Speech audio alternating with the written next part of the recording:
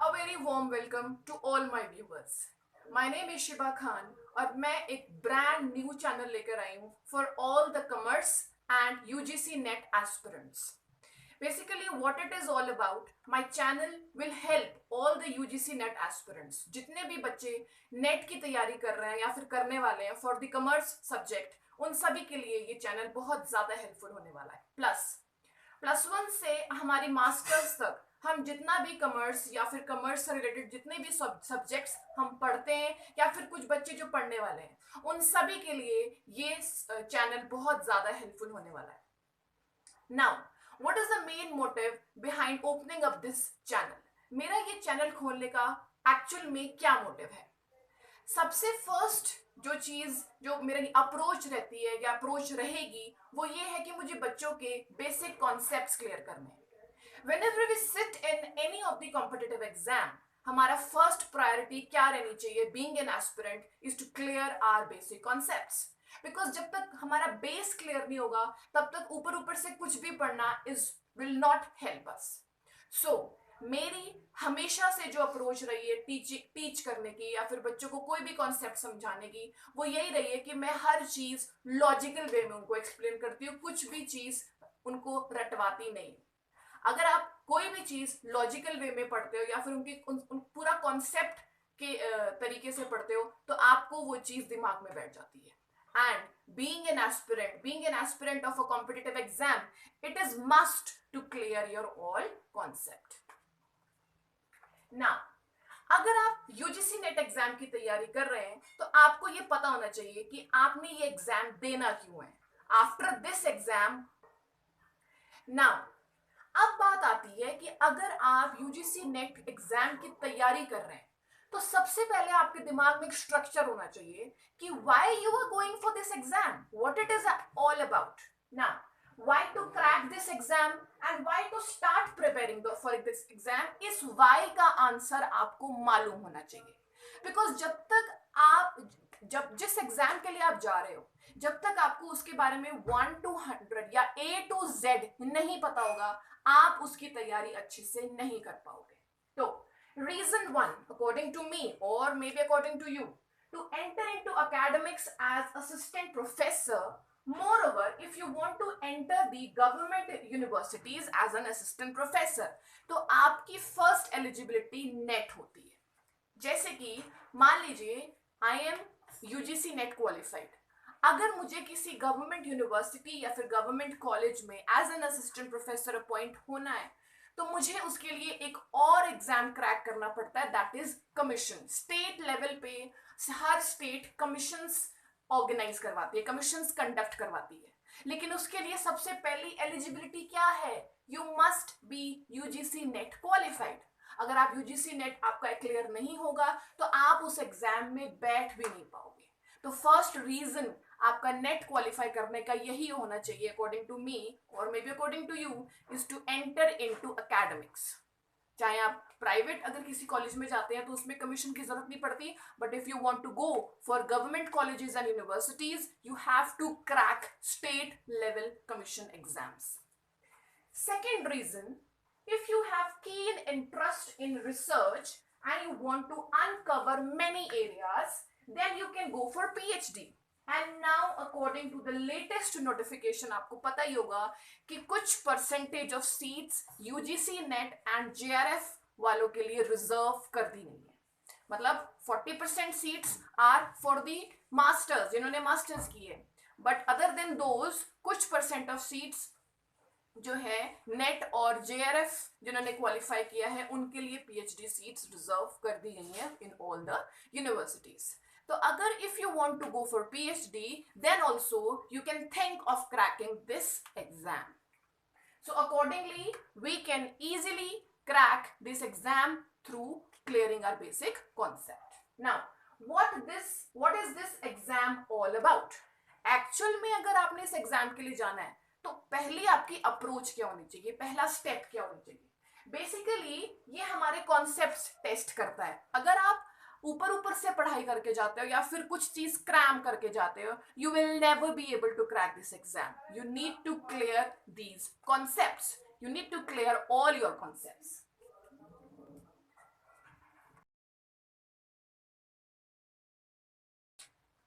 Cut कट करके करना।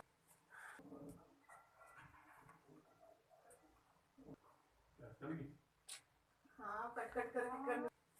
So basically it tests our concepts.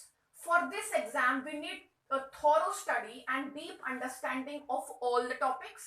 We don't need to cram things, we need to understand them conceptually and think logically.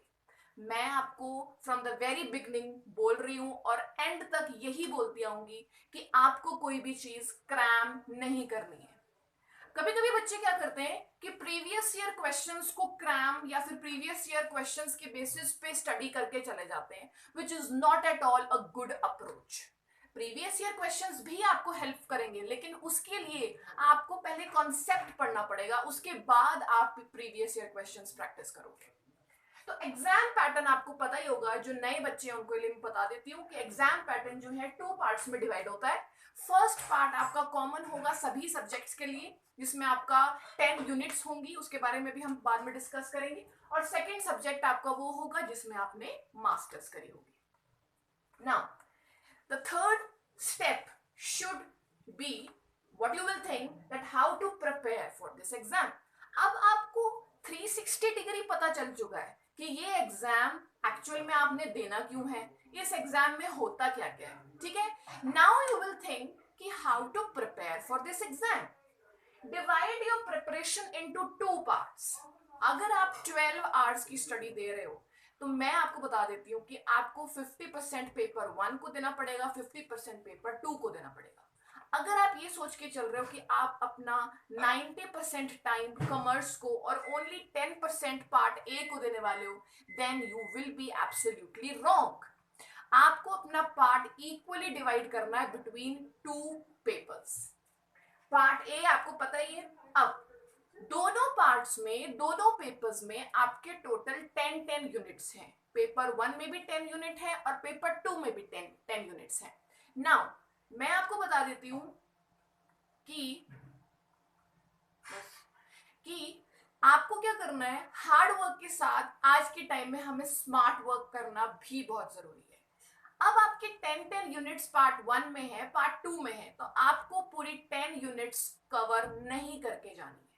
10 में से आपने कोई से भी 8 यूनिट्स पे बहुत अच्छे से कमांड करनी है, part 1 as well as for part 2। तो for part A, concentrate on any 8 units in which you can gain good command. उन 10 यूनिट्स में से आपने कोई भी 8 यूनिट्स चूज करनी है जिसमें आपको लगता है कि आप उसमें अच्छी कमांड कर सकते हो। Same goes for part B, concentrate on any 8 units. That means hard plus smart work. तो इस एग्जाम में सिर्फ हार्ड वर्क काम नहीं आएगा, इस एग्जाम में आपको थोड़ा सा स्मार्ट वर्क भी करना पड़ेगा। द सेकेंड और the third most important thing you need to think about is time management. इस एग्जाम के लिए टाइम को मैनेज करना इज अटमोस्ट इंपॉर्टेंट। 8 आवर्स, मैंने सिर्फ ये एक ब्लूप्रिंट दिया है, आप इस टाइम को अपने अकॉर्डिंग चेंज कर सकते हो, 8 आवर्स, 12 आवर्स और एनीथिंग। मैंने सिर्फ ये एग्जांपल दिया है कि if you are going to study for 8 hours a day, तो उन 8 आवर्स को आपने कैसे मैनेज करना है। 4 आवर्स आपने पेपर 1 को देने हैं और 4 आवर्स पेपर 2 को। उन 4 आवर्स में आपने 2 आवर्स की स्टडी करनी है और 2 आवर्स आपने प्रीवियस ईयर क्वेश्चंस प्रैक्टिस करने हैं। सी, दोनों चीजें बहुत ज्यादा इंपॉर्टेंट हैं। कॉन्सेप्ट्स क्लियर करना, पहले बेसिक अंडरस्टैंडिंग लेना किसी भी टॉपिक की, दूसरा उसी टॉपिक से रिलेटेड आपको प्रीवियस ईयर क्वेश्चंस प्रैक्टिस करने ही करने हैं। This is the most important. दोनों चीजें पैरेलल लेके चलनी है। व्हाई? इससे क्या होगा, आपका दिमाग खुद ब खुद क्वेश्चंस जनरेट करना शुरू कर देगा। आपका दिमाग में एक स्ट्रक्चर बैठ जाएगा कि यस, इस टॉपिक से रिलेटेड एग्जाम में इस टाइप के क्वेश्चन। नाउ जैसे कि मैंने आपको बताया कि time management is also very important for preparing this exam. आपने अगर for example, I am just taking an example, कि अगर आपने 8 आवर्स की स्टडी करनी है तो उसको भी आपने 2 पार्ट्स में डिवाइड करना है, 50% for part A and 50% for part B. Now